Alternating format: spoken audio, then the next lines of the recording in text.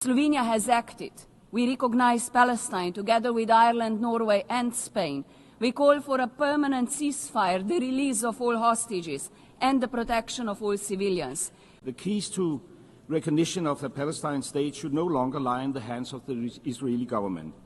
The Palestinians themselves must be able to fulfill the conditions for the creation of a viable Palestinian state.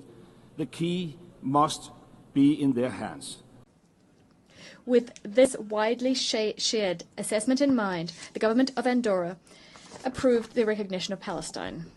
That a just and lasting and peaceful solution based on international law must be supported by narratives, underpinned by narratives that humanize the problem, counter division and promote the acceptance of the other. Thank you, Chair. Thank you, Your Excellencies, President Macron and Prince Faisal. I stand before you today beneath the emblem of the United Nations to confirm the historic decision of the British government to recognise the State of Palestine.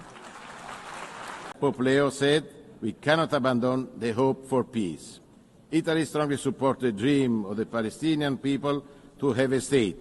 We will continue to support the Palestinian Authority in its reform. Let me begin by stating clearly and unequivocally that the Republic of Malta is proud to confirm our official recognition of Palestinian statehood.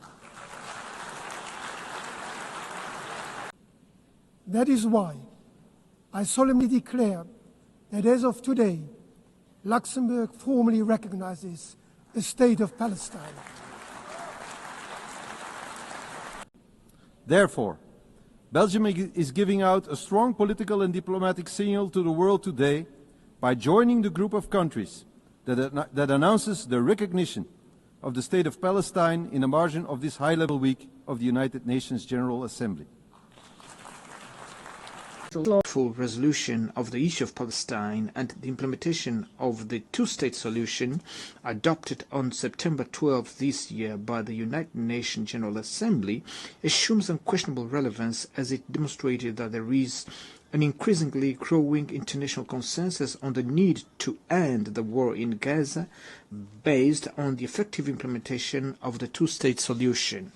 This conflict, which lasted for decades and has an unusual level of violence, will not be resolved, as all evidence show, by resorting to weapons, no matter how sophisticated they may be.